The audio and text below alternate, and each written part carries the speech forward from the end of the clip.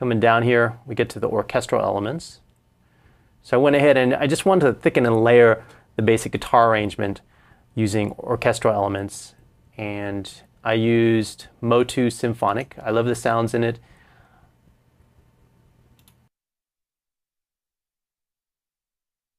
It's popping if I'm adding too many elements.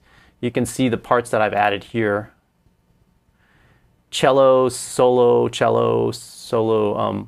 marcato cello, violins, timpani, strings, pizzicato strings, lots of fun stuff. And again, I dumped these to audio so that I wouldn't run into the CPU issues. So I don't actually need this track anymore. Hide and make inactive.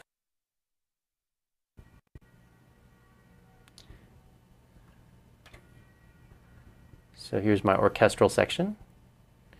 And I bust everything over here I just did some basic level adjustments here. And then I submixed it all down for an orchestral aux input for control of this stereo mix here. And then I went ahead and processed the stereo mix. I do that usually when I'm in a rush. Sometimes I'll mix individual channels, but this time I didn't have time to do all that. So I've got compression, EQ on it. And one of my favorite tricks is sometimes the samples sound a little too sterile to me, so I will go ahead and run the entire thing through some sort of filter effect. And in this case, I am using a tremolator. There it is. And so let's solo section here, and you can watch the bypass button. I created this tremolator quarter note effect just to give it a little bit of pulsing on the orchestral elements.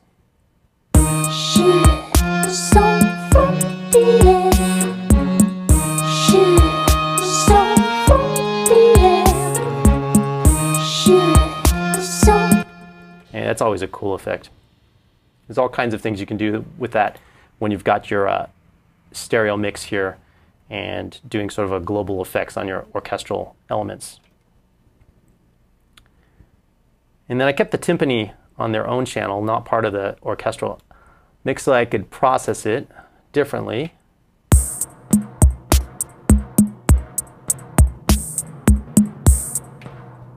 Love working with the timpani. And to give it an extra bass thump, I added a max bass to it by waves, so I could really pump up the bass tones.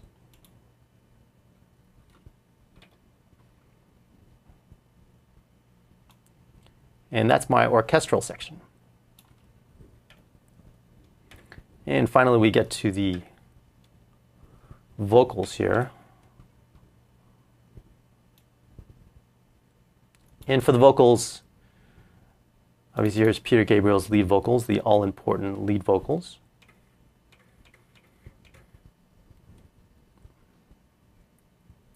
I used Pro Tools Elastic Time here to tempo change the vocals. It wasn't a big tempo change. I think it was 96 to 101, so just 5 BPM difference.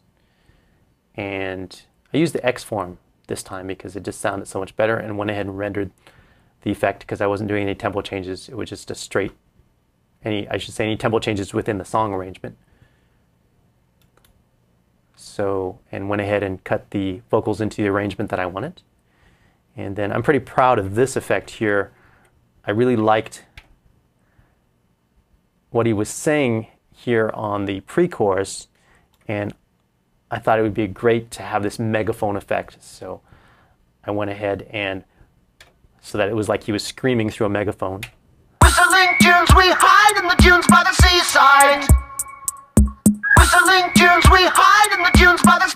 So I did that with 2 lines here.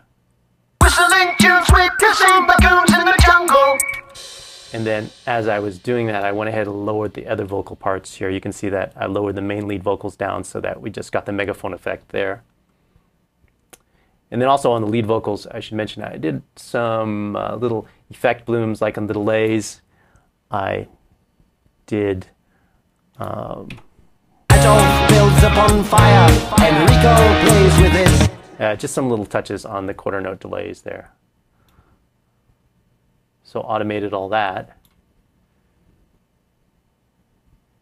And then we get to the background vocals. This one, the background vocals. We've got Kate Bush singing here. And then we've got some harmony parts from Peter Gabriel. So what I did here was, again, I wanted to thicken things up. So I recorded some background vocals of my own just to thicken up the arrangement, not to get in the way or surpass the lead vocals or Gabriel's background vocals, but again, just to thicken and add texture. Games without frontiers, war without tears. Games without frontiers, war without tears. You can kind of hear me singing in the background there. Not real loud, but definitely a nice touch. And that's the background vocal section and the lead vocal section. So all the vocals there.